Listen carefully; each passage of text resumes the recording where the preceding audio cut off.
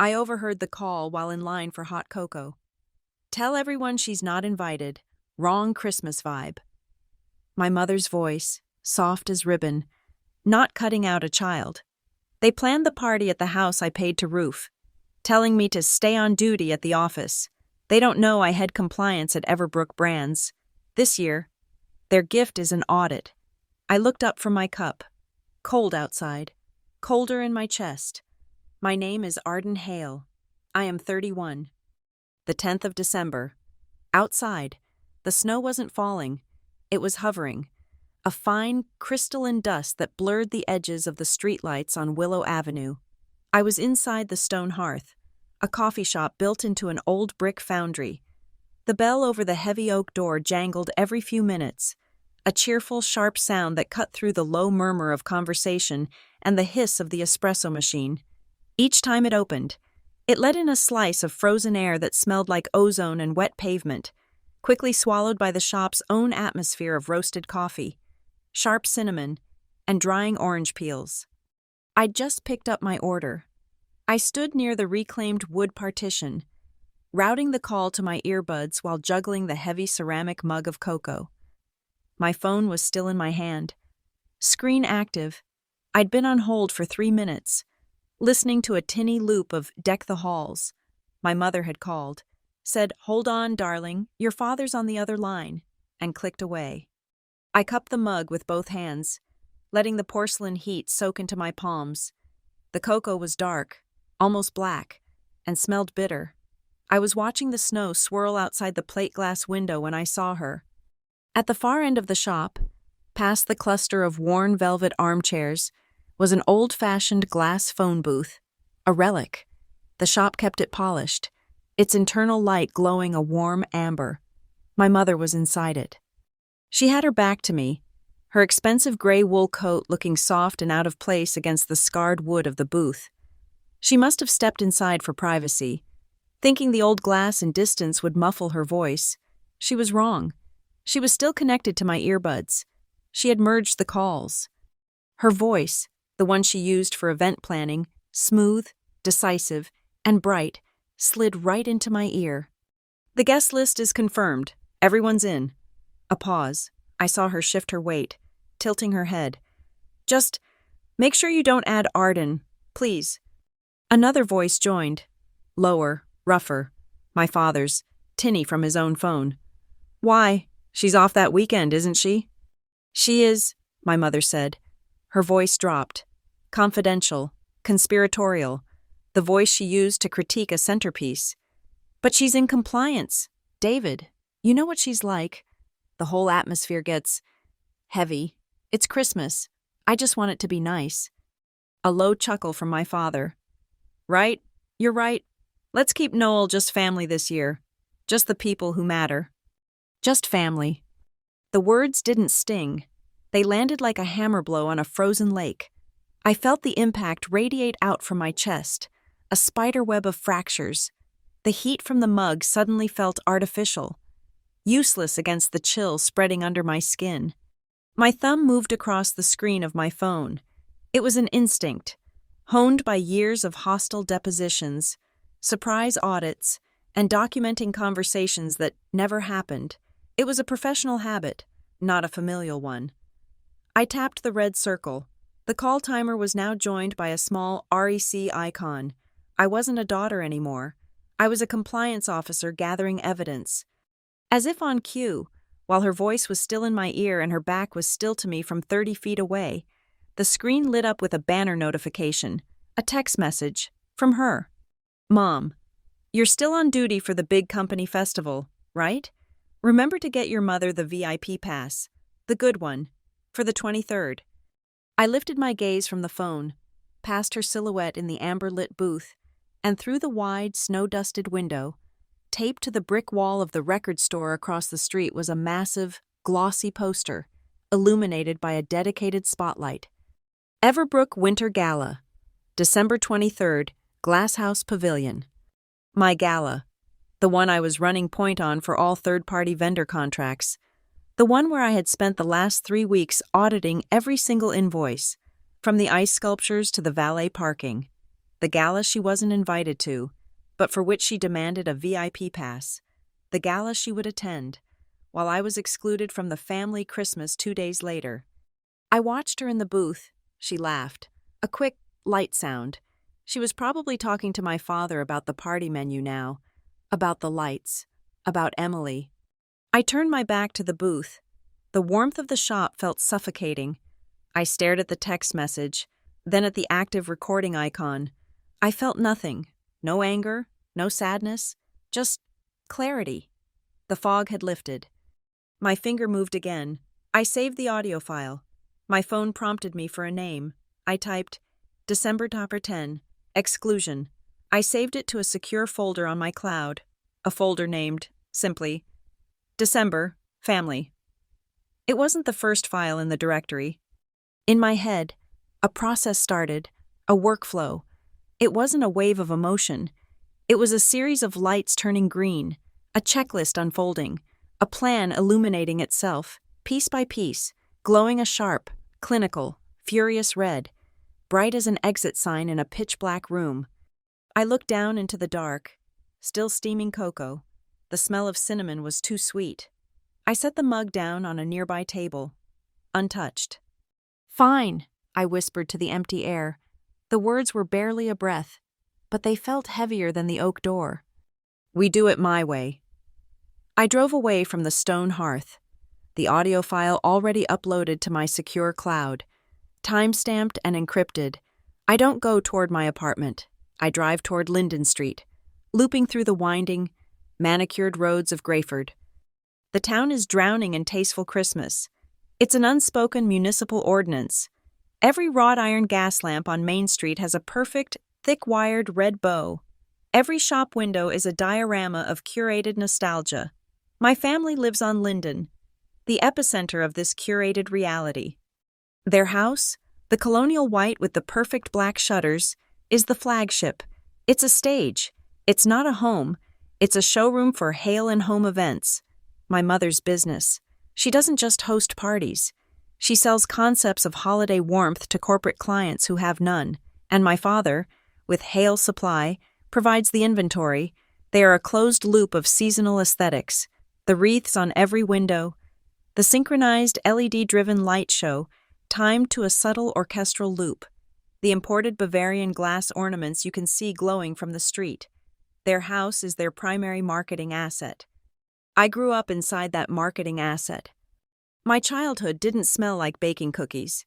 It smelled like industrial-grade pine-scented candles for the winter woodland theme and the sharp, hot plastic of shrink wrap on ornament boxes. My memories aren't of decorating the tree. They are of Excel spreadsheets taped to the stainless steel fridge. Tree setup.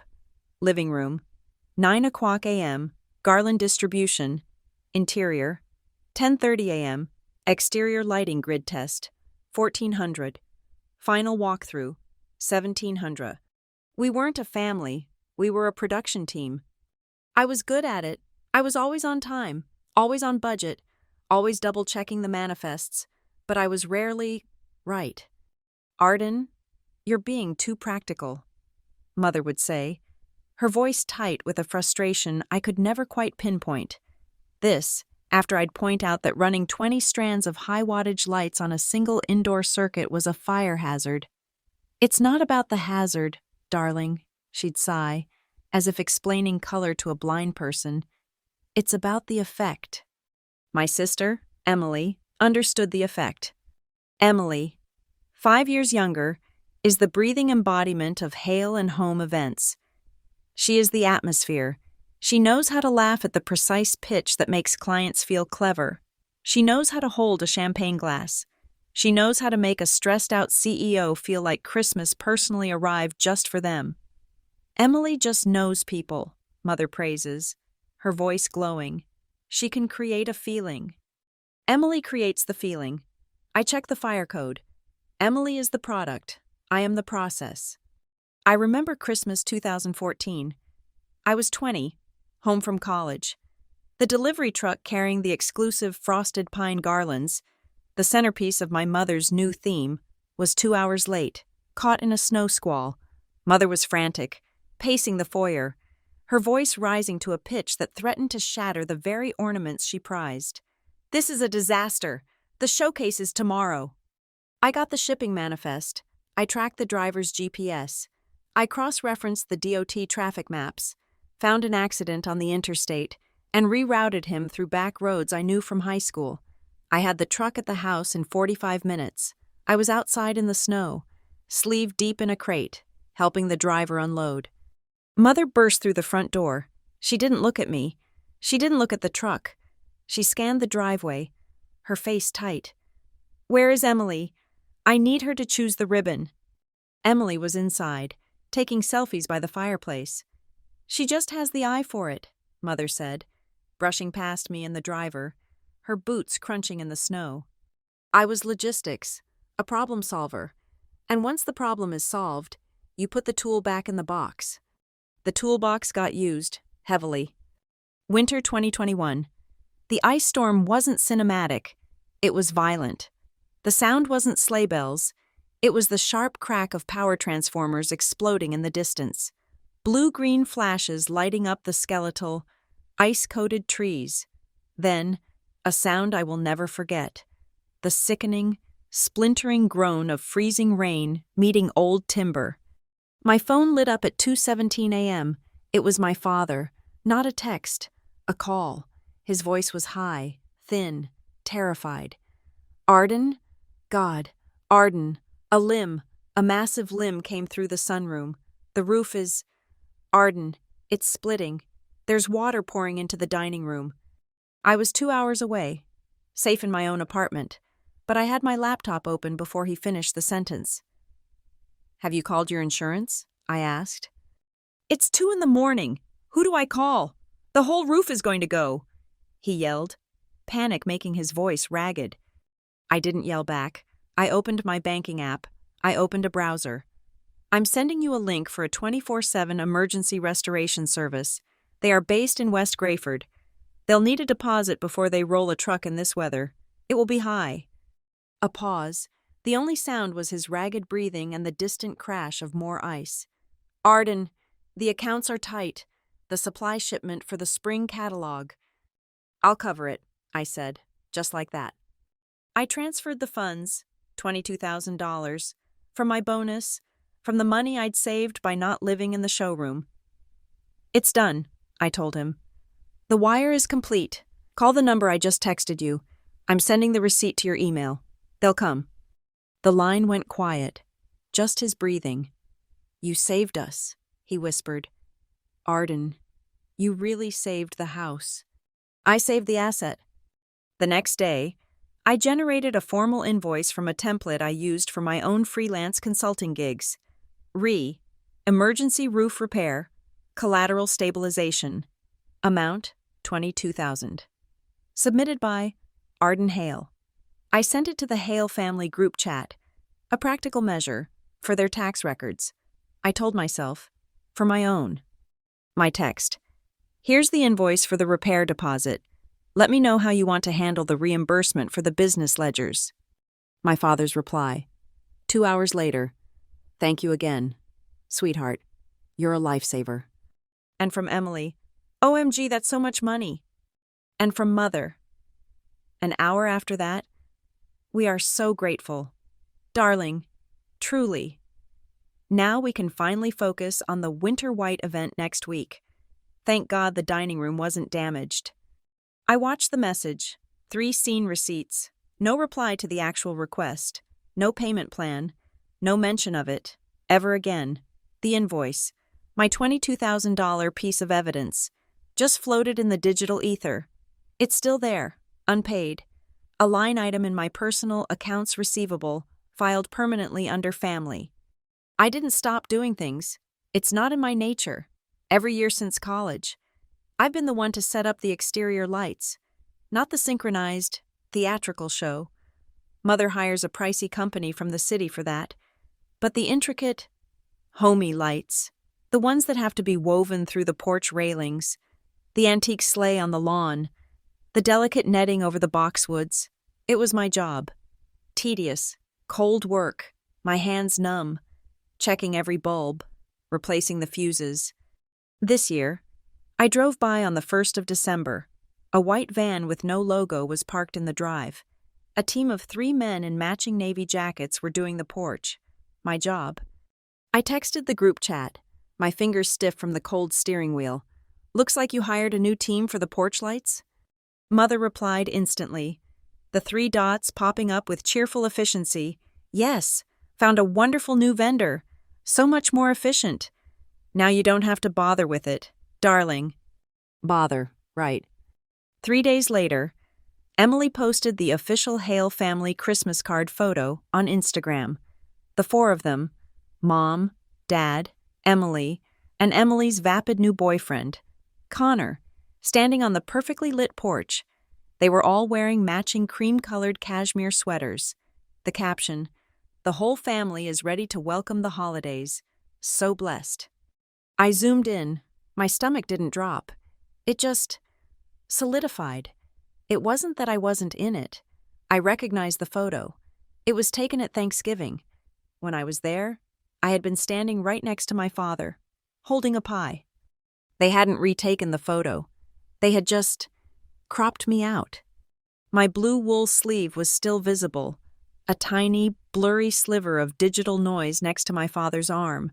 I was an anomaly, an error in the composition, neatly trimmed away to maintain the aesthetic. I am sitting in my own apartment now. It's quiet. I live in the Norcrest building downtown. My walls are a shade of pale gray called stillness. My furniture is minimalist, functional.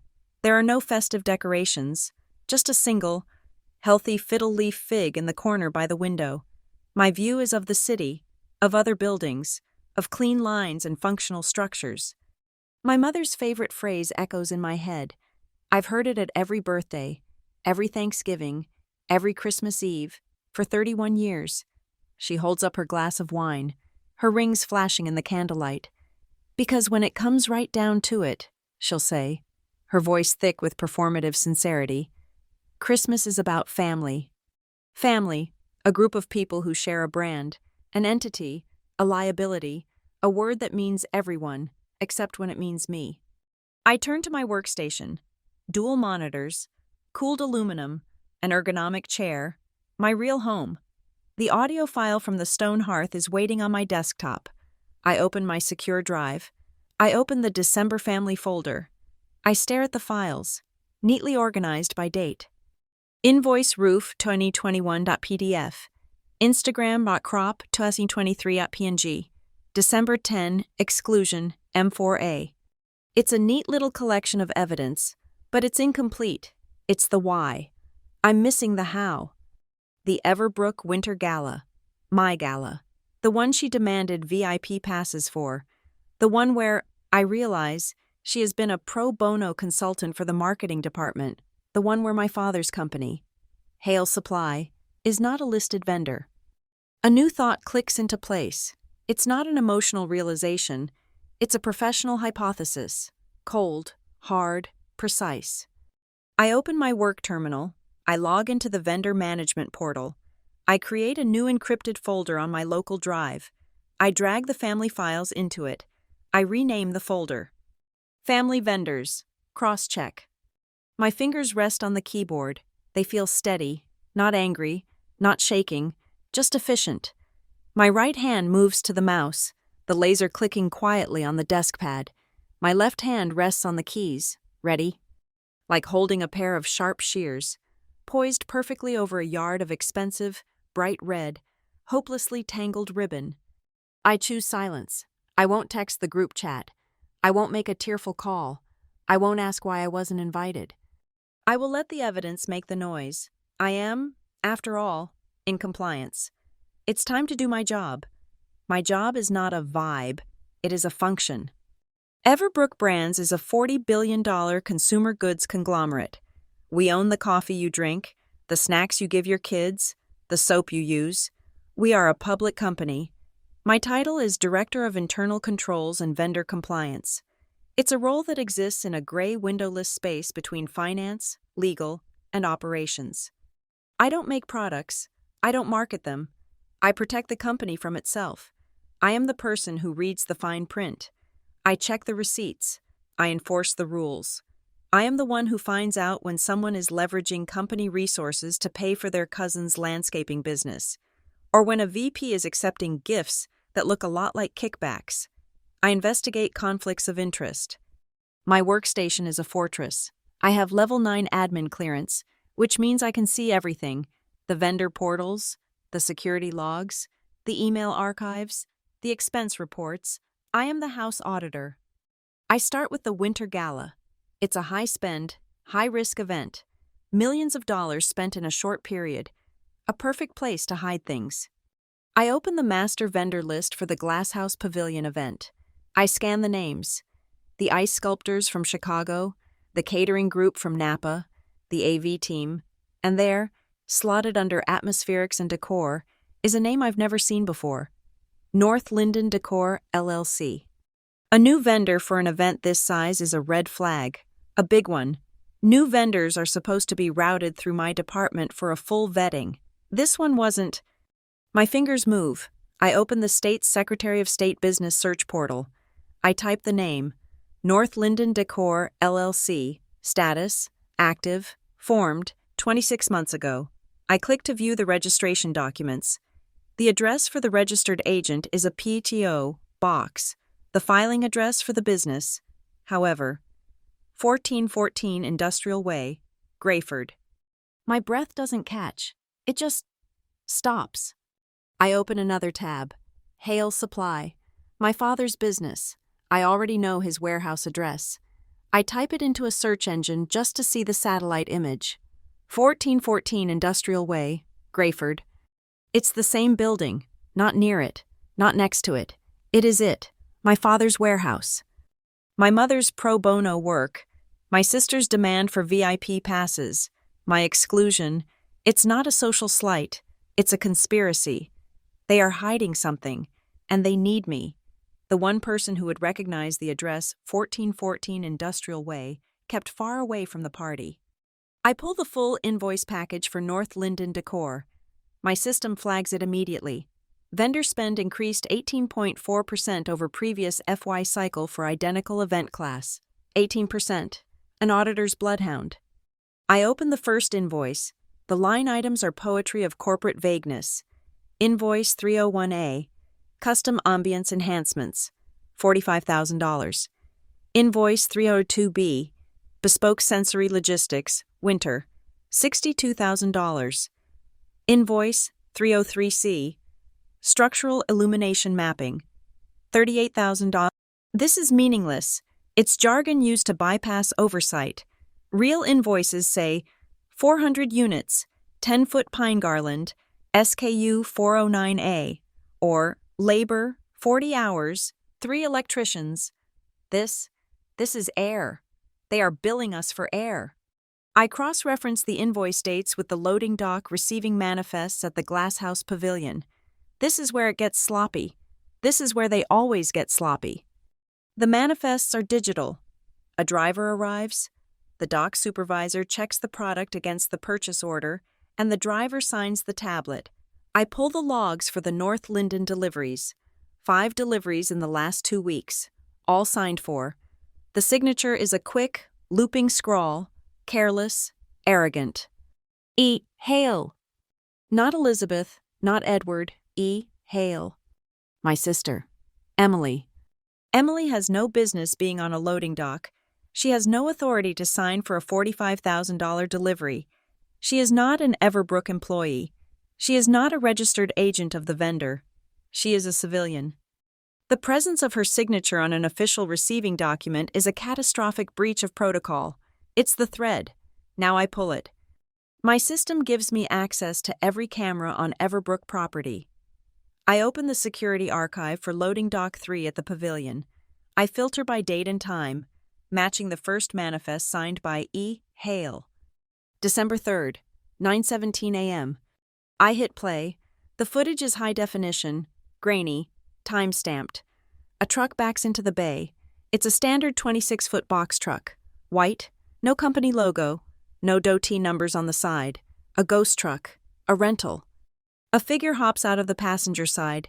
I zoom, the cold air, the motion blur. But I don't need a clear shot. I know that coat. The ridiculous white faux fur monstrosity she bought on Instagram. It's Emily. She's laughing, holding a phone, pointing it at the driver as he gets out. The driver, he's wearing a baseball cap pulled low, but he turns to talk to the dock supervisor. He looks up at the camera for just 1 second. My father. My hand is perfectly steady. I hit pause. I zoom in, past them, past the boxes they're unloading. Plain brown cardboard, no labels. I zoom in on the truck's rear license plate. Kilo, Juliet, Niner, 5, 8, 8. I open another portal.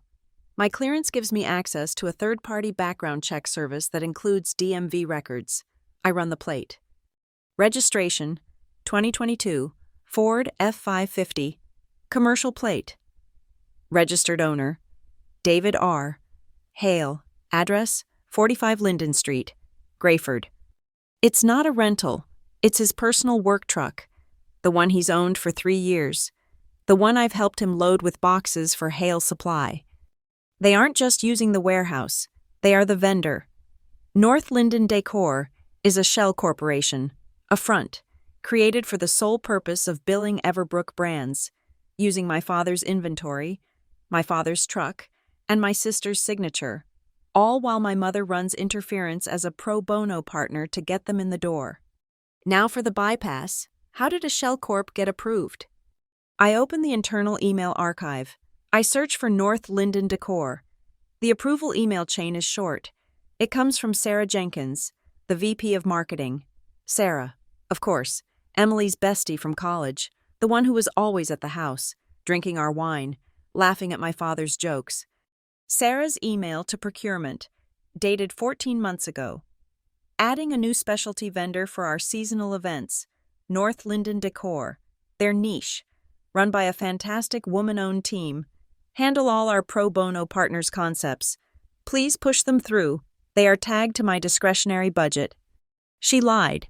She called Hale Supply a woman-owned business to fast-track it. She used her VP authority to override the standard vetting. She never disclosed her personal relationship with Emily. I checked the corporate conflict of interest disclosure logs. Sarah Jenkins' file is empty. She never reported a thing. This isn't just a conflict of interest. This is wire fraud, collusion, embezzlement. I open a new file on my secure drive. The title I type is Clinical, Related Party Risk, Hale Jenkins. I begin to populate it. Exhibit A, North Linden Decor, LLC filing, address 1414, Industrial Way. Exhibit B, Hale Supply, address 1414 Industrial Way. Exhibit C, invoices, 222-223, line item, custom ambience. Exhibit D, receiving manifests, signature E, Hale. Exhibit E, dock security stills, E, Hale, visual ID, D, Hale, visual ID. Exhibit F, DMV registration, KJN 588, D, Hale. Exhibit G, email, S, Jenkins. Push them through. Exhibit H, COI log, S, Jenkins, empty. I pause. I open the December family folder. I drag the audio file from the stone hearth into the case file. I rename it. Exhibit 1. Context and motive. Audio file. 10. December 2023. Wrong Christmas vibe. Don't add Arden. Just family. They needed to keep me out. Not because I'm heavy, but because I am the only person at Everbrook Brands who would know that North Linden Decor was just my mother's name for the street we live on. One last step. The damage. How much? I open the 2021 Gala files. Before North Linden existed, I pull the invoices from our legitimate, vetted, long-term decor partners. I put them side by side with my family's invoices. My screen fills with numbers. Our old vendor charged $120 per premium 10-foot garland, pre-lit. North Linden charged $210 for bespoke foliage element. Our old vendor charged $1,500. For exterior entrance lighting package, North Linden charged $8,000 for structural illumination mapping. It's a 75-90% markup across the board. They weren't just billing us for their own inventory, they were billing us at a criminal premium. I export the data. I run the variance analysis. I sum the overspend. From their first invoice 24 months ago to the one they submitted last week. The number populates in the final cell of my spreadsheet. 312,400. I stare at it. The number is bracketed, formatted as a negative, a loss. It's bright red. It sits on my screen, stark against the white grid. It looks like a cut. It looks like a ribbon, unspooled and bleeding out. The number $300,450 is not a hypothesis. It is an endpoint. The next morning, December 11th, I am not at Everbrook headquarters. At 8:00 a.m., I am on the 14th floor of the Norcrest Suites building, in a rented conference room with floor-to-ceiling windows and no name on the door. The air smells of industrial carpet cleaner and faint, stale coffee. Across the polished table sits Marcus Thorne. Thorne is not our in-house counsel. He is external, a partner at a firm that specializes in corporate fraud and forensic accounting. He's the man you call when you can't trust the people in your own building. He is expensive, precise, and has no emotional connection to Everbrook brands. He is, in short, a perfect instrument. He sips his water. You said this was urgent. Arden, my paralegal said you have a time-sensitive matter regarding a vendor. I slide my encrypted hard drive across the table. I have a significant internal fraud case. Active. It involves a current VP and a network of unvetted related party vendors. The primary event for this fraud is the Winter Gala, scheduled for December 23rd. He nods, plugging the drive into his laptop. Okay, what do you need from me? I need a legal hold and evidence preservation order drafted, effective immediately, for all communications related to Sarah Jenkins and the vendor North Linden Decor LLC. And I need to understand the fastest way to implement a temporary asset and payment freeze on that vendor's account, pending formal investigation. Thorne glances up, his eyes sharp. This is faster than he expected.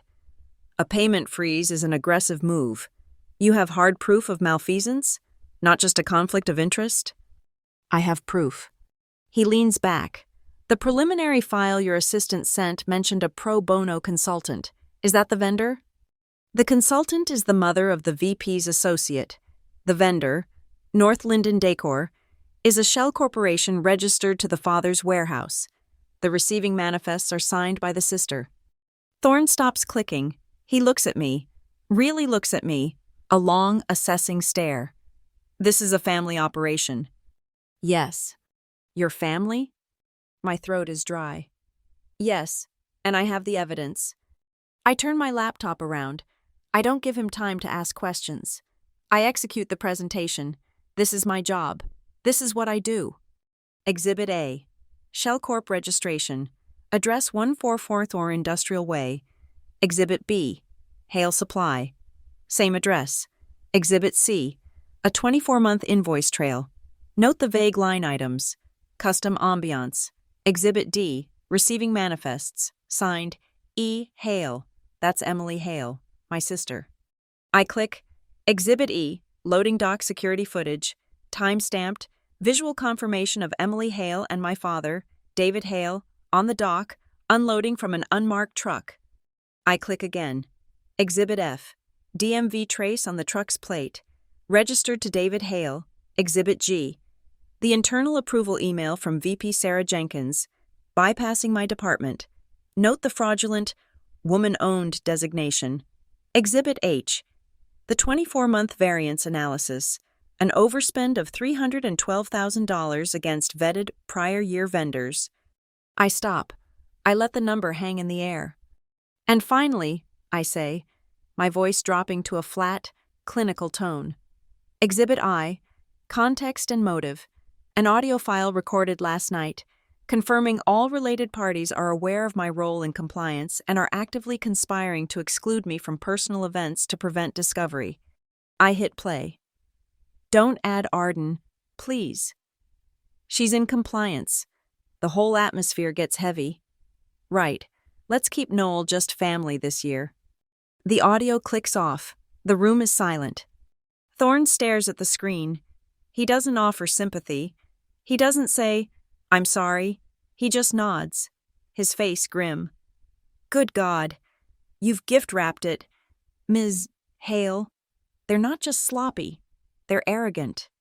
I need the trap set before the 23rd, I say. At the gala. He understands immediately.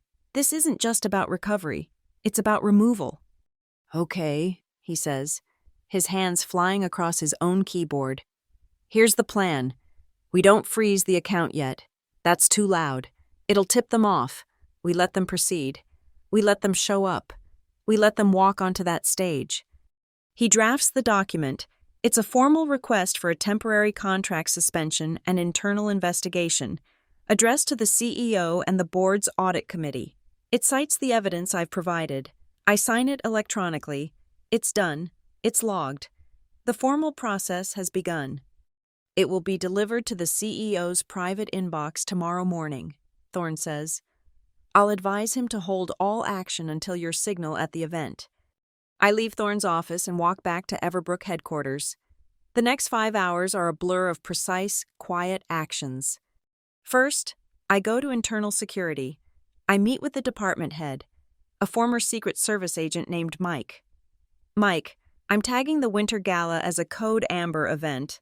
I have a high-risk compliance matter that will be addressed live. His face doesn't change. Who's the target? VP Sarah Jenkins, and 3 external vendor personnel, David Hale, my mother's name Hale, and Emily Hale. Understood. Uniformed? No, plainclothes. I need an observe and support detail, not an enforcement team. I also need a full audiovisual record of the stage presentations, including all microphones, from 1800 to 2200. Log it as an HR matter. Executive misconduct. Done, he says. Second, I go to the events team. I find the lead coordinator, Jessica. She's frantic, surrounded by seating charts. Jessica, I have a change to the 7:00 p.m. run of show. She looks up, panicked.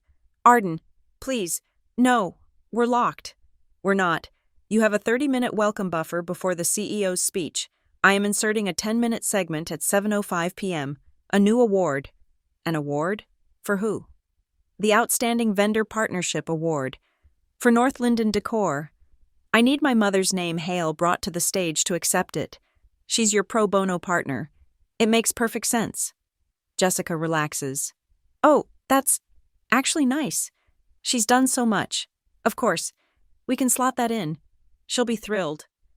I'm sure she will, I say. Make sure she knows. I'll send the formal invite. Third, I walk to the 40th floor. Finance. I sit with the head of accounts payable. I'm flagging the vendor file for North Linden Decor LLC, I say, keeping my voice low. I need a conditional stop payment placed on their entire account, all outstanding invoices, including the final one for the gala. He frowns. On what grounds? They're on the VP discretionary list. On the grounds of a formal internal investigation, logged with external counsel and filed with the CEO, you can verify the file number. His eyes go wide. He types. He sees the flag I've already placed. Okay, it's on hold. When do I release? You wait for a trigger word from me, via text, on the night of the 23rd. What's the trigger? Execute. And if you don't send it? Then you have bigger problems. Just wait for the text. Fourth, ITI, the AV control room for the gala. I find the tech lead. I need a secondary feed prepped for the main screens at the pavilion, I tell him. It's a presentation file. It needs to be queued, ready to go live, overriding the main feed, on my signal. What's the signal? I'll be on stage. I will adjust the microphone. That's your cue. What's on the feed? Ms. Hale? Just an invoice trail, a simple spreadsheet. By 6 p.m., all the pieces are in place. The legal framework, the physical security, the public stage, the financial guillotine, the digital evidence. My last act of the day is personal. I stop at my desk and open the gala guest portal. I find my mother's name. I upgrade her pass and my father's pass to VIP stage access. I type out the automated confirmation email. I add a personal note. Mom, Dad, Your VIP passes are confirmed. So excited to have you there. The coordinator needs you on site at 6:30 p.m. for a quick technical walkthrough on the stage. See you there. I hit send. I leave the office. The streetlights are on. The air is cold and sharp. The city is bright with festive, meaningless lights. I feel nothing. No triumph, no fear, just the clean, quiet hum of a machine that has been switched on. I walk to the high-end department store across the street. I don't browse. I walk to the evening wear section. I find what I'm looking for. A dress made of heavy, navy blue velvet, long sleeves, a modest neckline. It's severe. It's sober. It fits perfectly. I buy it. I don't need glitter. I don't need sequins. I am not part of the vibe. I am the auditor. I am the evidence. I am the one who needs to be perfectly, terribly clear. The 23rd of December, 6:10 p.m. The Glasshouse Pavilion is not a room. It is an exposure. It's a cathedral of steel and reinforced glass on the 60th floor, designed to make billionaires feel like they are dining in the sky. Tonight, it's been transformed into an obscene, multi-million-dollar snow globe. The light is the first thing that hits you. It's not soft. It's a sharp, brilliant, blue-white glare refracting off 10-foot-tall ice sculptures of reindeer. It flashes off the sequins of cocktail dresses and the rims of 1,000 champagne flutes. A live jazz trio is tucked in a corner. Their notes, a soft, lazy rendition of the Christmas song, are swallowed by the cavernous space and the high-pitched chatter of 300 executives. The air is thick with manufactured atmosphere. The scent of pine is not from the trees, but from commercial diffusers. The smell of gingerbread is an aggressive marketing choice from the catering division. I am on the mezzanine, a glass and steel walkway that spans the width of the hall. I am wearing the navy velvet dress. It feels like armor. It absorbs the light. From here, I can see everything. I have a perfect tactical view of the entire floor. The sprawling bars, the branded photo booth where VPs are laughing, holding prop antlers, and the tree. It's a monster. A 40-foot Norwegian spruce, hauled up by a crane, its peak scraping the glass ceiling. It's dripping with hand-blown crystal ornaments. It is the physical manifestation of custom ambiance enhancements. My 2 plainclothes security agents, Mike's best, are stationed by the exits. The AV tech is in his booth. Directly across from me, my external counsel, Thorne, is seated at a table near the back, looking bored. He is my failsafe. Everything is in place. At 6:15 p.m., the main doors slide open. They don't just arrive. They make an entrance. My father, David Hale, in a dark wool coat, his arm around my mother.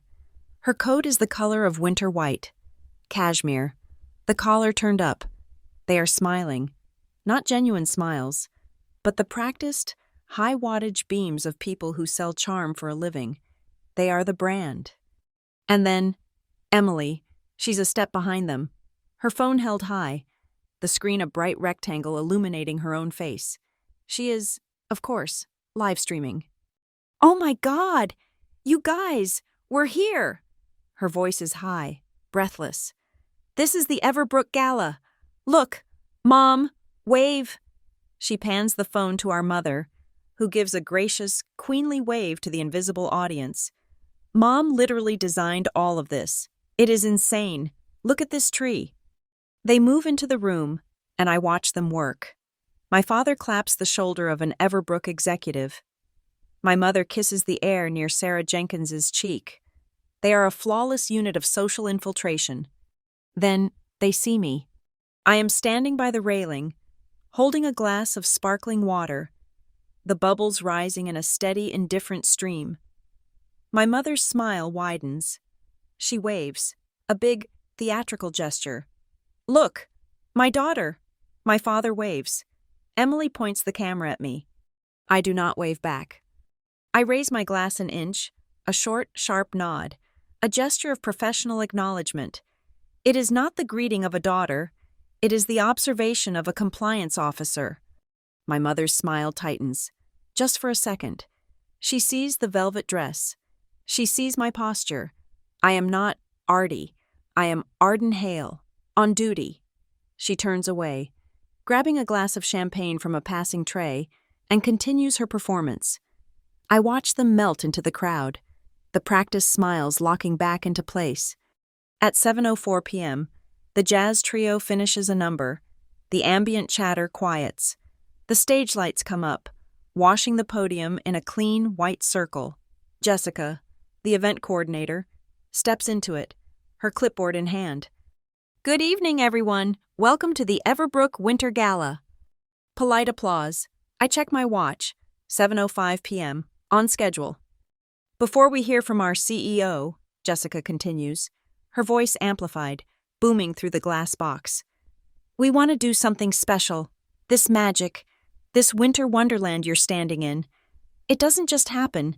It takes vision. It takes partnership. Tonight, we want to honor the vendor who created this magic. I look at the front table. Sarah Jenkins, the VP, is already clapping. My mother has her hands clasped, a look of perfect, practiced modesty on her face. Please join me in giving a massive Everbrook welcome to the visionary behind North Linden Decor, here tonight as our honored pro bono partner, my mother's name, Hale. The applause is loud. Sarah Jenkins and Emily leap to their feet. Emily is filming, her hands shaking with excitement. That's my mom! Yes! I hear her shriek. My mother ascends the steps. She hugs Jessica. She walks to the podium, her face a perfect mask of overwhelmed gratitude. She looks out at the crowd, at the executives, at the ice, at the tree. She looks like she owns it. She places her hands on the podium and leans into the microphone. She adjusts it, a small, subconscious gesture. Oh, thank you, she whispers, and the sound booms. Thank you, Jessica. Thank you, Everbrook Brands, for this incredible honor. I'm speechless. She is not. When we at North Linden Decor took on this project, we didn't just want to hang lights. We wanted to create a feeling, a memory. She smiles, her voice thick with sincerity. Because, at the end of the day, that's what the holidays are really about. It's not about the spreadsheets. A few people laugh. I do not.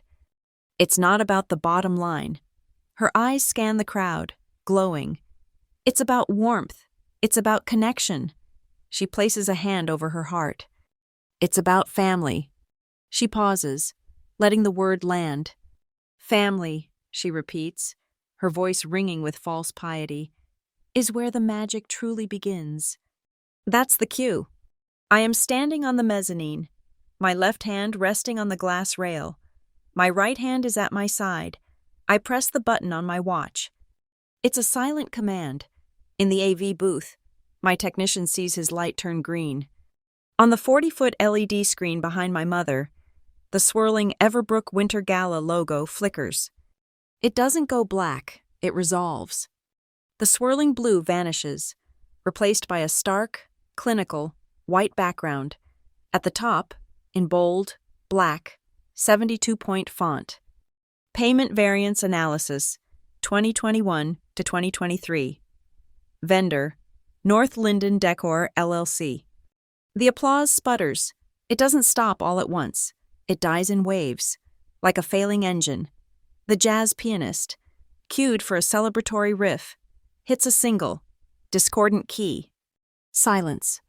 The only sound in the glasshouse pavilion is the electronic hum of the speakers. My mother hasn't turned around. Her smile is frozen. She's confused. She's waiting for the applause that died. Click. The sound of the AV tech advancing the slide is as loud as a door slamming. The screen changes. It's a split-screen comparison. Left. Vetted vendor. FY 2021. Item. Premium 10-foot garland. Pre-lit. Cost. $120. Right. North Linden Decor, LLC, FY 2023. Item, bespoke foliage. Element cost, $210. Variance, 75%. A low murmur starts, a whoosh of hundreds of people inhaling. My mother hears it. Her smile falters. She glances over her shoulder. Click. The next slide, a high-resolution scan of Invoice 302B, Bespoke Sensory Logistics, Winter. $62,000. Structural Illumination Mapping, $38,000. Click. The final slide, the loading dock receiving manifest. The signature is blown up, filling the 40-foot screen. It's looping, arrogant, and unmistakable. E. Hale. I see Emily. Her phone clatters to the floor. I see my father, his hand gripping the back of a chair, his knuckles white. I see Sarah Jenkins, her face a shade of gray I've never seen before. My mother turns, fully. She stares at the screen. She sees the numbers. She sees the name. Her hand, the one holding the microphone, begins to tremble. The sound of her ragged breathing, a small thump, thump, thump of her jewelry hitting the mic, echoes through the room. I am no longer on the mezzanine. I have been walking down the glass staircase, my heels making no sound on the carpet runner. I walk past the front table. I don't look at my father. I walk up the side steps to the stage. Jessica, the MC, intercepts me. Arden, what is happening? Is this a mistake? I don't answer her. I walk past her, directly to my mother. She is staring at the screen, her mouth open. She looks at me, her eyes wide with a terror so profound it's almost silent. I gently, firmly, take the live microphone from her shaking hand. I don't need to be dramatic. I don't need to raise my voice. I just need the truth. I stand at the center of the stage. The spotlight is hot. My mother is a shadow to my left. The signature of my sister is the backdrop. I look out at the silent, staring crowd, at the board of directors, at our CEO, at my father. I adjust the microphone, a small, precise movement. My cue to the AV booth, the screen holds. Good evening, I say. My voice is clear. It is steady. It is amplified. My name is Arden Hale. I am the Director of Internal Controls for Everbrook Brands. Please excuse the interruption. We have a brief, unscheduled addendum to the Outstanding Vendor Award. Good evening, I say again. My name is Arden Hale. Tonight, instead of honoring a vendor, we're going to review how this company's money was spent. The silence in the room is total. It's a vacuum. 300 people, frozen. The only sound is the low hum of the projector, which is still displaying my sister's signature. Beside me, I hear a choked whisper. My mother. Her hand flutters. A bird with a broken wing, reaching for my arm but not daring to touch. Arden, no, she hisses, her voice a dry rattle, all the performance gone. Arden, this is a party. It's Christmas. You're making a scene. I turn my head, just slightly. I don't look her in the eyes. I speak directly at her, my voice still amplified by the microphone, carrying to every corner of the room. It's a much better party, I say, my voice cold and clear. When the money goes to the right place, I turn back to the audience. I nod to the AV booth. Click. The screen changes. It's the variance analysis, the spreadsheet. What you are looking at is a 24-month comparative analysis, I state, my voice the one I use in boardrooms. On the left, our vetted, contracted decor vendor from 2021. On the right, North Linden Decor. I use the laser pointer from the podium. The small red dot is steady. A 75% markup on foliage elements, a 430% markup on structural illumination. Vague, unverifiable line items for custom ambiance and sensory logistics. Terms that do not exist in our procurement catalogs. The total overspend, the total loss to Everbrook Brands in 24 months is $312,450. The red number, $312,450, glows on the screen. I let it sit. I let them read it. You may be wondering how this vendor, North Linden Decor LLC, was approved. Click. A new slide, 2 business filings, side by side. On the left, North Linden Decor. Note the filing address, 114 Industrial Way. On the right, Hale Supply, a local business owned by Mr. David Hale. Note the address: 1414 Industrial Way. I see my father. He is standing, his hand half raised, as if to stop a bus. His face is pale, bloodless. A shell corporation, I continue, my voice cutting through the stillness. Registered to the same address as my father's business, a fact I am uniquely qualified to know, a fact that was intentionally concealed from my department. Click. The screen shifts to video, the grainy, time-stamped footage from loading dock 3. This is 9:17 a.m., December 3rd. The delivery of Bespoke Sensory Logistics. The truck, you'll note, has no logo. A rental, perhaps. I nod to the booth. The tech zooms. The passenger door opens. Emily, in her white fur coat, hops out, holding her phone. A collective gasp. The individual signing the $62,000 manifest is Emily Hale. She is not an employee of Everbrook. She is not an agent of the vendor. She is my sister. The video continues. The driver gets out. He turns, looks up. My father. The driver is David Hale, my father. The tech zooms again, this time on the license plate, KJN 588. The image freezes. Click. A new slide. The DMV record. Registration, KJ 588. Owner, David R. Hale, address, 45. Linden Street, Grayford. It's not a rental, I say. It's his personal truck. I look out at the room. 300 faces, pale and staring. They are no longer guests at a party. They are witnesses at an execution. Jessica, I say, looking at the horrified event coordinator, who is frozen by the steps. Jessica, please, turn off the stage lights and turn up the house lights, all of them. I think we should all see each other clearly. The tech obeys. The spotlights on me snap off, and with a series of loud, industrial thunks, the main chandeliers flood the room with harsh, unforgiving white light. It's blinding. There are no more shadows, no more ambiance, just a brightly lit room full of people, all staring at my family. My father has sunk into his chair. Emily is covering her face. My mother is a statue of ice, her hand still on the podium, and at the front table, VP Sarah Jenkins is staring at her plate as if it holds the answers. I step back from the microphone. We have one more piece of business. As if cued by the light. A man stands up from the table in the back. Marcus Thorne, my external counsel. He is wearing a dark, sober suit. He walks calmly to the stage, briefcase in hand, and takes the microphone I offer him. Good evening, Thorne says, his voice the detached baritone of pure legal procedure. I am Marcus Thorne, external counsel for the Everbrook Brands Audit Committee.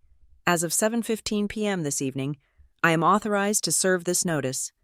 He takes a letter from his briefcase.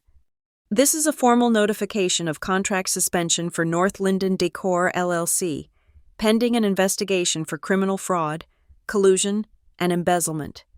A new sound, a low, horrified moan, from many people at once. A full hold has been placed on all outstanding payments, Thorne continues, reading from the page. We are issuing a formal demand for the immediate repayment of $312,450, plus all legal fees.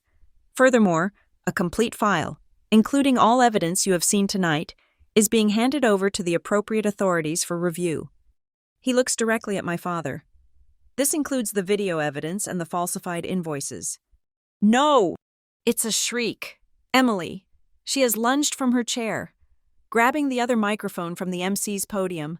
Her face is a mess of tears and rage, the live stream long forgotten. It wasn't like that, she yells, her voice cracking over the speakers. It was a collab. Sarah knew. We were just helping. It was a collaboration. I look at her. I feel nothing. No pity, no anger, just completion. I nod to the tech booth one last time. Click. A final slide appears on the 40-foot screen. It's not a video. It's not a spreadsheet. It's a screenshot of an email. An email from Emily's personal account to Sarah Jenkins. From E. Hail. Events@gmail.com. Jenkins@everbrook.com.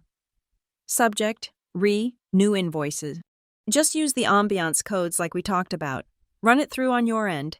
It's fine. Arden never checks. She's too busy to look at my mom's stupid party stuff. Just get it paid so I can pay for my car. The silence that follows is different.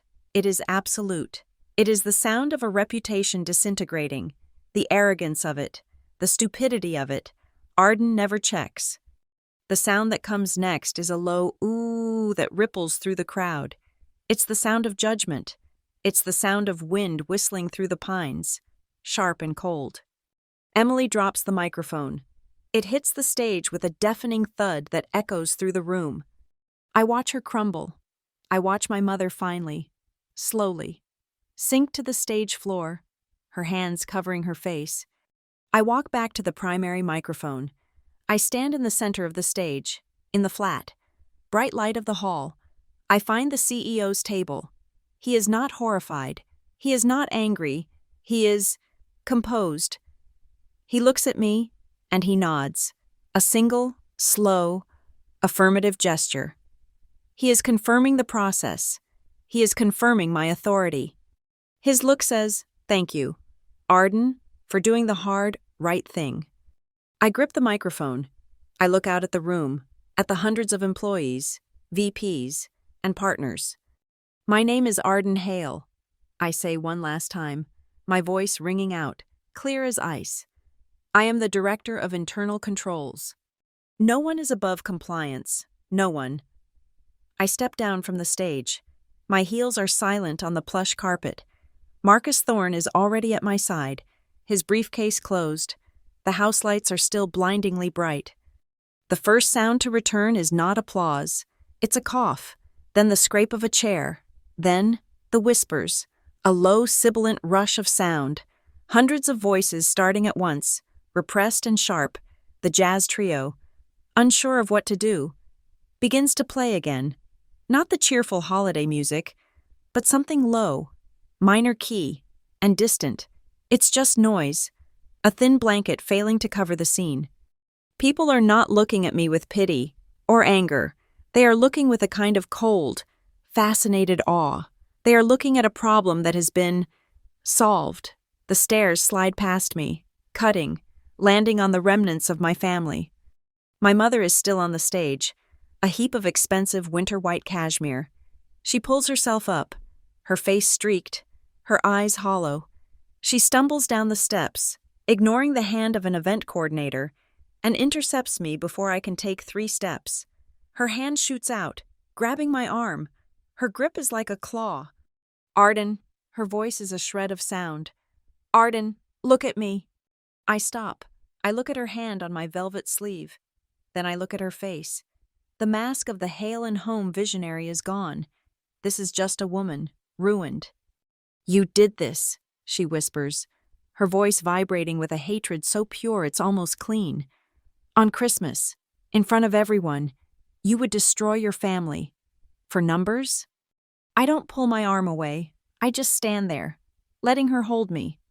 "No," I say. My voice is quiet, not amplified, but it cuts through her hysteria. "I didn't destroy the family." I look past her, to my father, who is trying to lift a sobbing, incoherent Emily from her chair. I look at Sarah Jenkins, who is being spoken to in low tones by one of Mike's plainclothes security team. I look back at my mother. The family was destroyed by what the numbers say. Her hand drops from my arm as if she's been burned. She stares at me, incomprehension warring with the dawning, horrific understanding of her new reality. My father approaches, his face a mask of gray stone. He has Emily by the arm, dragging her. Emily is a ghost, her head bowed, her hair hiding her face. She is muttering, "I have to delete it. I have to delete it," over and over. "You," my father says, his voice low and dangerous. He points a finger at me. This is not the place, Arden." He is trying to reclaim his authority, to make this a family spat, a domestic disagreement. "You have made your point. Now we are leaving. We will talk about this at home. The word home hangs in the brightly lit air between us. The house on Linden Street. The house I paid to roof. The house I was not invited to. No, I say, my voice as flat and final as a closing ledger. We won't. I pull out my company-issued phone. It's black, functional, secure. Tonight, my home is here. His face contorts. He knows he has no power here. This is my building, my office, my arena. He is just a vendor, a fraudulent one. Emily, beside him, finally gets her own phone unlocked. Her hands are shaking so violently she can barely hit the right icon. I watch the bright screen of her live stream app. I see her thumb jab at the stop streaming button, then at delete broadcast. The screen on her phone goes dark. It reflects her face, a blurry, tear-streaked, unrecognizable mask. She has erased the evidence of her triumph, which had, in its final moments, become the evidence of her humiliation. I look down at my own phone. I have 2 tasks left. First, I open my messaging app. I find the contact AP Hold. I type one word. Execute. I hit send. Somewhere on the 40th floor, a payments officer, waiting for this exact signal, will click his mouse. The conditional stop payment will become a permanent, irreversible freeze. The email I drafted last night, the one co-signed by Marcus Thorne, will be automatically released, right now, at 7:22 p.m. An email is arriving in the inbox of info@haylandhomeevents.com, the subject line, notice of contract termination and demand for repayment. The trap is not just set, it is sprung. Second, I open my secure admin portal. I navigate to building access control. I type in a command string, revocation, guest pass 409A, D, Hale. Revocation, guest pass 409B, M, Hale. Revocation, guest pass 409C, E, Hale. Revocation, vendor access, North Linden Decor, Hale Supply. Flag, S, Jenkins, LVL 9, pending HE review. I hit enter. Revocation of all personal access is confirmed. Their guest badges are now dead pieces of plastic. The security gates downstairs will not open for them. They cannot even get to the elevator without an escort, which, I see, Mike's team is already moving to provide. A security officer, a woman with a kind face and a steel wire earpiece, touches my father's arm. Sir, ma'am, I'm going to have to ask you to come with me. We'll escort you downstairs. It's over. My father, my mother, and my sister are escorted out of the glasshouse pavilion, past the silent, staring executives, past the ice sculptures, past the grotesque, glittering tree they sold to us. I stand alone in the middle of the floor. The music swells, a desperate attempt to fill the void they've left. The whispers are louder now. I turn and walk away from the center of the room, heading for the mezzanine stairs. I feel nothing, not triumph, not joy, not even the cold satisfaction of revenge. I do not feel empty. I feel neat. I feel the way my desk feels at the end of a long, successful audit. The files are closed. The evidence is logged. The report is filed. The numbers balance. The fraud is contained. It is just done. A necessary function. Performed. I walk up the glass stairs, back to the walkway where I started the night. I look out the window. The snow, which had been a swirl of dust, is now falling in heavy, wet flakes. It's sticking to the glass, piling up in the steel corners of the window frames. It's blotting out the city lights. It's silent, white, and total. The whole chaotic, screaming scene inside is rendered mute against that silent, static wall of white. It's like a photograph, an ending. I find my assigned seat at a small, private table on the mezzanine, reserved for senior staff. On it is a small, square box, wrapped in silver paper, the standard corporate holiday gift. My fingers are steady. I untie the navy blue ribbon. I lift the lid. Inside, a box of expensive peppermint bark chocolates. Resting on top is a small, thick card, cream-colored stock, with the CEO's personal monogram embossed at the top. It's not a pre-printed holiday greeting, it's a handwritten note. The ink is black, sharp. The handwriting is confident. Arden, thank you for doing the hard right. Merry Christmas. I close the box. I don't want a chocolate. I look down at my navy dress. My VIP badge, which I'd tucked into my pocket, is still there. I pull it out. The plastic is warm. Arden Hale Director. Internal Controls. I fasten it. The magnetic clasp clicks securely onto the velvet. I am no longer a guest. I am no longer a daughter. I am an employee, back on duty. The night is not over. The party will recalibrate. The CEO still has to give his speech. The bar is still open. People will talk. They will drink. They will eat. They will process this. And tomorrow, the company will move on. $312,000 cleaner. I straighten my badge. The night continues. And for the first time, my family is not at the center of it.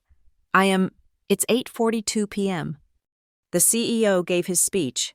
He didn't mention the incident. He didn't have to. He talked about accountability and a new standard of transparency and the hard right work of the future. He looked at me, on the mezzanine, when he said it, and the entire room looked with him. Now, the party is trying to heal itself. The music is louder. The bar is swarmed. People are drinking with a desperate, post-trauma energy. But the night is fractured. I can't stay here. I walk down the glass stairs. I don't go toward the bar. I go toward the exit. The main lobby is cool and quiet. The chaos of the party muffled by two sets of heavy oaked doors. The only person here is the attendant in the coat check room, a young woman in a black blazer, surrounded by a sea of wool, cashmere, and fur. And them, they are not gone. The security officer, the kind-faced woman, is standing with them. They are being held here, in this quiet, softly lit antechamber, waiting for the freight elevator. A final, quiet humiliation. They are not allowed to leave through the main lobby. They are being taken out like the trash. They see me, my father, his back rigid, Emily, huddled on a velvet bench, her face buried in her hands, my mother, standing perfectly still, her white coat buttoned, her purse clutched in front of her. She looks like a general surveying a lost battlefield. The attendant looks at me, then at them, and with a sudden, desperate need to be elsewhere, she mutters, "Excuse me," and vanishes into the back stacks of coats. The security officer gives me a short nod and takes 2 steps back, offering privacy but not escape. The room is silent. It smells of damp wool, cedar hangers, and my mother's expensive, failing perfume.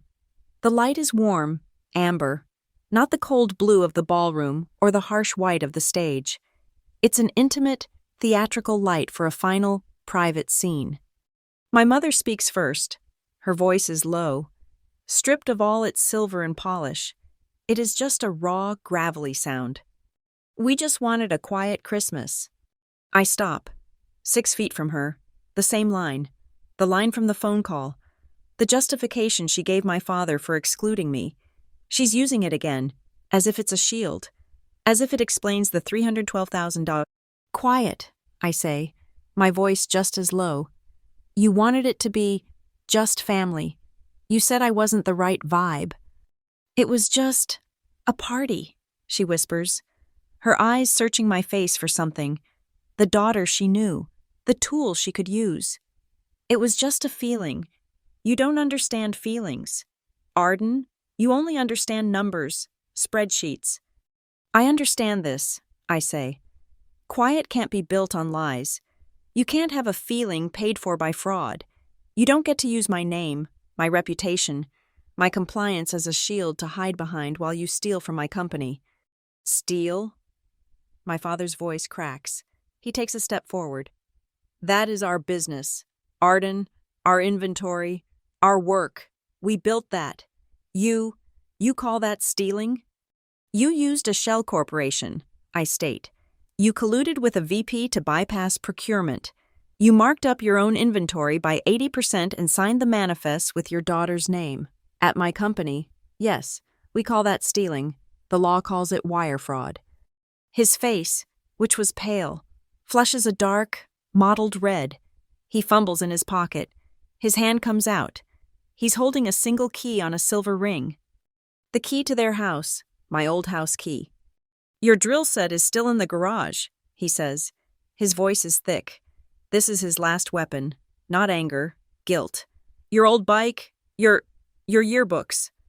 He's trying to pull me back, to remind me that I'm tied to them by things, by history, by a garage full of dusty memories. I look at the key.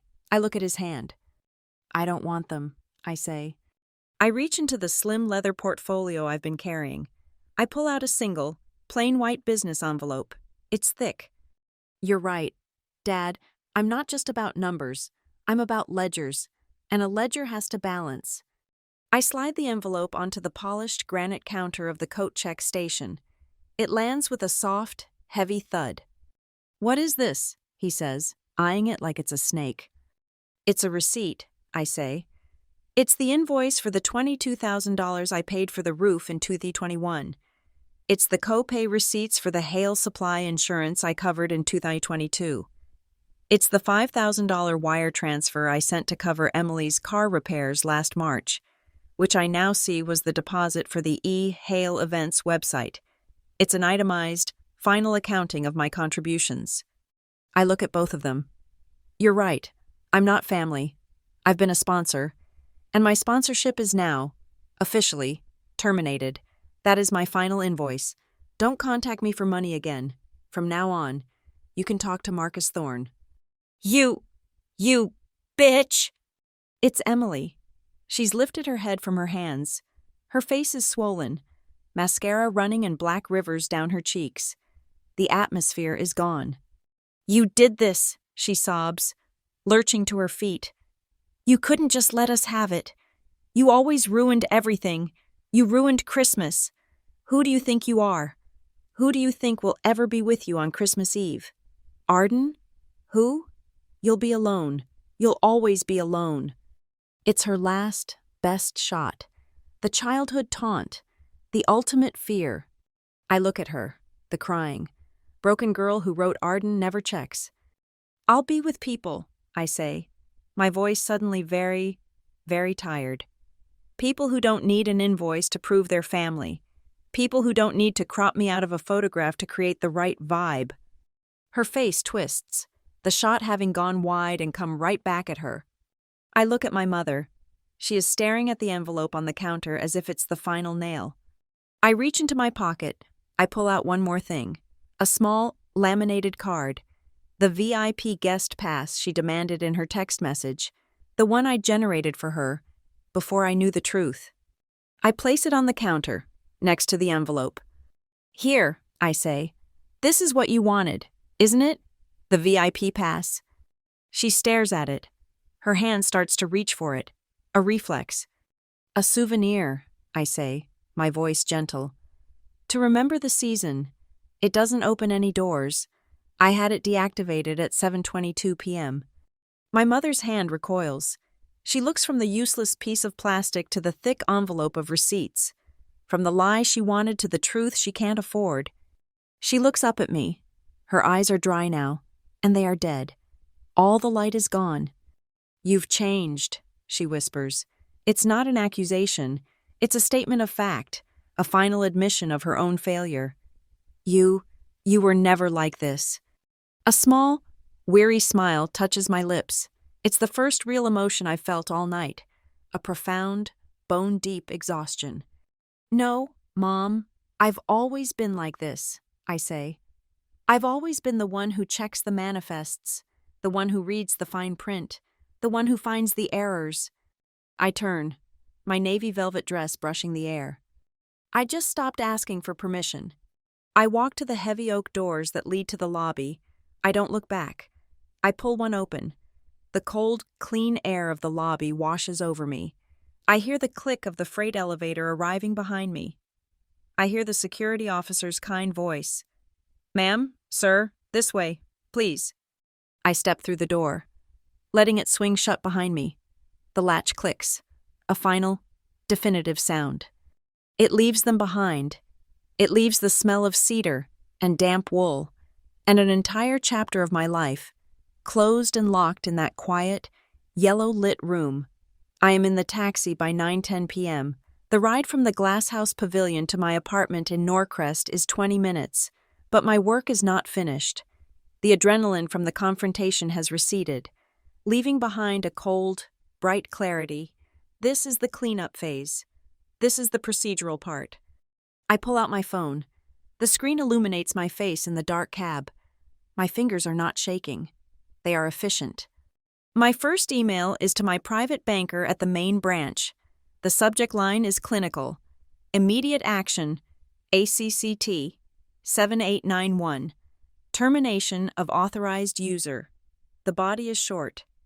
Dear Ms. Alvarez, effective immediately. Please revoke all authorized user privileges for my mother's name, Hale, DOB, XXXX196X. On the above-referenced personal credit line, please confirm receipt and execution. Thank you. Arden Hale. I hit send.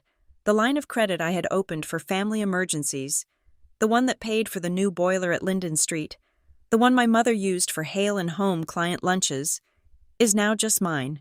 One thread cut. My second email is to my personal attorney, with Marcus Thorne copied. The subject, urgent. Revocation of personal guarantee. Hale Supply.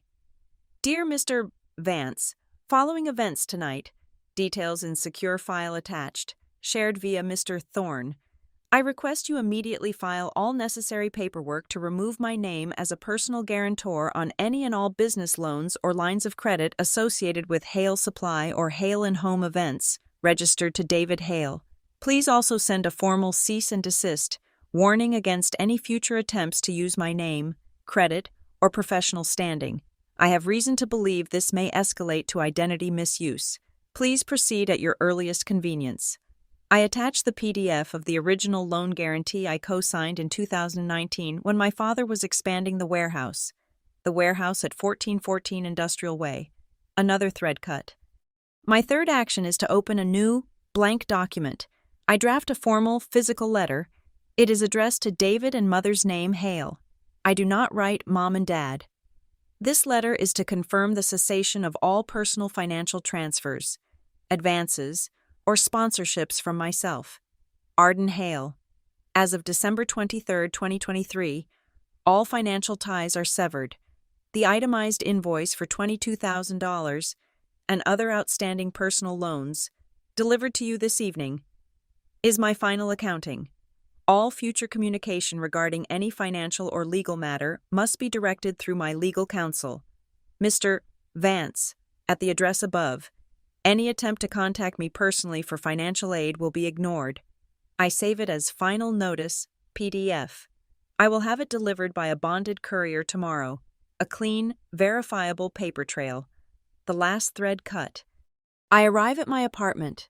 The lobby is quiet. The marble cool. I ride the elevator in silence. I walk into my space. Stillness. No blinking lights. No tinsel. Just the clean lines of my furniture and the wide, dark window showing the snow falling over the city. I am still in the navy velvet dress. I don't take it off. I sit at my workstation. I log into the Everbrook brand's HR portal. This is the last piece of corporate hygiene. I navigate to my own personnel file. I click Update Conflict of Interest Disclosure. I type, Nature of conflict. Familial relationship with principals of a former vendor. Parties. David Hale, father, mother's name. Hale, mother. Emily Hale, sister, vendor, North Linden Decor, LLC. Terminated. Related entities. Hale Supply. Hale and Home Events. Status, adverse. These parties are currently subject to a corporate fraud investigation initiated by my department. They are not to be given access to Everbrook campus or associated with my name on any project. To ensure absolute transparency, I request that my own compliance work and expense reports for the next 24 months be subject to an independent, third-party audit, separate from my own department's oversight. I click Submit. This is not an admission. It is a shield. It makes me bulletproof. No one can ever accuse me of bias or of being compromised. I have declared myself and them to the system. My phone buzzes on the desk.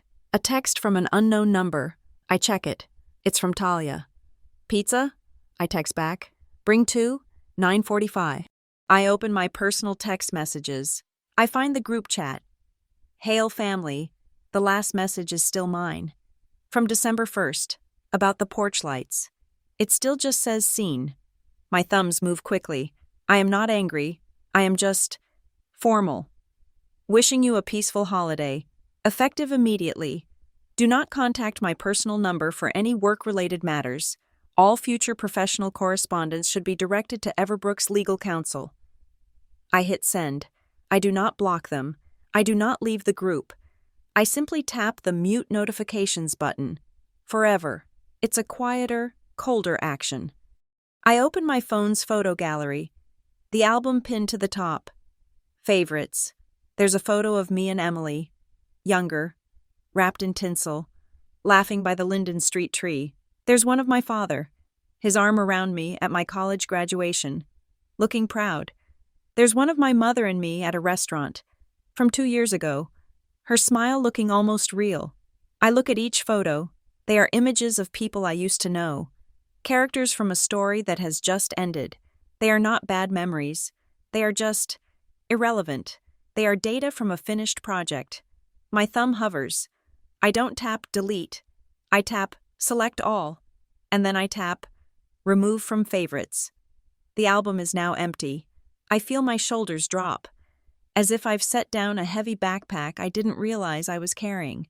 It is not an act of hate. It is an act of lightness. I get up from the desk, by my apartment door. A small, simple wreath has been leaning against the wall for a week. I bought it at the farmer's market. It's just pine, wired into a circle. No bows, no glass balls, no structural illumination. It smells sharp and real, like a forest, not a factory. I pick it up. I open my door. I hang it on the hook on the outside. A simple, complete, perfect circle, a boundary. I close the door. The buzzer rings. It's Talia. She stands in the doorway, holding 2 large pizza boxes and a 6-pack of beer. She's in scrubs. She's an ER doctor. She sees everything. She doesn't do atmosphere. So, she says, pushing past me and dropping the boxes on my coffee table. I heard you just audited a Christmas party. I look at her. Something like that. Good, she says, cracking open a beer and handing it to me. I brought pepperoni and mushroom. We sit on my expensive gray sofa. I am still in the navy velvet dress. She is in her hospital greens. We don't talk about them. We turn on an old, stupid, loud action movie from the 90s. I take a slice of pizza. I am starving. I take a bite. It's hot, greasy, and perfect. A piece of cheese and a blob of tomato sauce fall from the slice. They land directly on the sleeve of my velvet dress. I stare at the stain. The $500 dress. Ruined. A bubble of sound starts in my chest. It's not a sob. It's a laugh. It's a real, raw, bark of a laugh. I laugh until my stomach hurts. Talia grins, not understanding, but laughing with me. What? Is it the dress? It's the dress, I say, wiping a tear of laughter from my eye, the cheese still clinging to the velvet. It's just a mess. I take another bite. For the first time in as long as I can remember, my phone is silent. No pings for money, no texts demanding passes, no reminders to be on time, on budget, on brand. There is no demanding bell. Just the sound of a bad movie, the taste of pizza, and the warmth of a friend who doesn't need a single thing from me. I make us hot cocoa after the pizza. I hold the warm mug in both hands. I look at the simple wreath on my door. I finally see the boundary. It's not a wall. It's not a fortress. It's not an angry red line. It's just a clean, simple, necessary line. The kind you draw with a blue ballpoint pen. Cool, clear, and permanent. 10:02 p.m. I am not in the glass house. I am on the terrace. I pushed through the heavy glass doors that separated the party from the sky, and the sound of the night changed. The party did not stop. It was still happening, wounded and limping, a desperate organism trying to re-establish normalcy. The jazz trio was playing again, fast, frantic, too loud. The high-pitched chatter of 300 voices, now laced with the venom of fresh gossip, was a physical thing, a pressurized wall of noise. The door whooshed shut behind me, and the sound was gone. It wasn't silence. It was a new sound, the deep, hollow, aching moan of the wind. 60 floors above the city, it was a clean sound, a true sound. The cold was a slap. It was not the gentle, festive cold of a greeting card. It was a brutal, high-altitude cold that stole the breath from my lungs and burned my skin. It felt like an antiseptic. It felt like the truth. I walked away from the warmth and the noise, my thin heels sinking slightly into the dusting of snow that had gathered on the dark stone tiles. The terrace was empty. A row of dormant, ice-crusted heat lamps stood like sentinels. I walked to the edge, to the thick glass partition that kept me from falling. The city was spread out below, a vast, silent grid of light, a circuit board, the snow, caught in the violent updrafts between the skyscrapers, didn't fall. It swirled. It eddied. It looked like tiny shreds of paper, the torn-up remnants of 1,000 bad invoices, the confetti from a ticker-tape parade for a disaster. My coat was thin. I was wearing the navy velvet. I was cold. I didn't care. My hand, in my pocket, was clenched around my phone. It was warm. It vibrated, a low, desperate, electronic pulse. I pulled it out, the screen, bright in the dark, lit my face. Mom, mobile. She was calling. Of course she was. She had been escorted out. She was in the freight elevator, or in a cab, or on the street. The shock had worn off, and the panic was setting in, the realization. She was calling the tool. She was calling the fixer. She was calling the daughter she had raised to solve emergencies, the one who booked the roofers, the one who transferred the $22,000. She was calling me to undo what I had done, to make it not true. I stared at the name, Mom. It looked like a word from a foreign language, a title I no longer held. The phone vibrated again, insistent, a demand. I thought about her voice, the way it sounded in the stone hearth, soft as ribbon, wrong Christmas vibe. I thought about her voice on the stage, thick with false piety. Family is where the magic truly begins. I watched the screen. I let it ring. 1, 2, 3. I counted the vibrations, each one a frantic, tiny scream. 4, 5. She would be furious. Why isn't she answering? 6, 7. The ringing stopped. The screen went black. For a long, silent moment, the phone was just a mirror. I saw my reflection in the dark glass, a pale face, my eyes, dark, the snow swirling behind me, a ghost, suspended 60 floors above the ground. From inside the glass house, the music changed. The manic jazz quartet finally gave up. A new sound started, amplified and angelic, the hired choir. They were trying to restore the vibe. They were singing Silent Night. All is calm, all is bright. I looked at the chaotic, desperate party through the glass. The bright, sharp, blue-white lights, the frantic clusters of people, heads together, whispering. It was not calm. It was not bright. It was a $300,000 lie. I turned my back to it. I faced the dark city. I zipped my thin wool coat. The collar scratched my chin. I took a deep breath. The air burned all the way down. It made me feel alive. The phone buzzed in my hand. One short, sharp vibration, not a call, an email. I looked down. From Marcus Thorne. Subject: actioned, Hale Jenkins matter. The body was short. Arden. The suspension order is effective as of 7:15 p.m. The formal demand for repayment has been sent and logged. The external auditor's retention is initiated. The process has begun. MT. The process has begun. It was the most beautiful sentence I had ever read. It was done. My part was done. The legal hold, the stop payment, the public presentation. I had gathered the evidence, I had built the case, and now I had passed it on.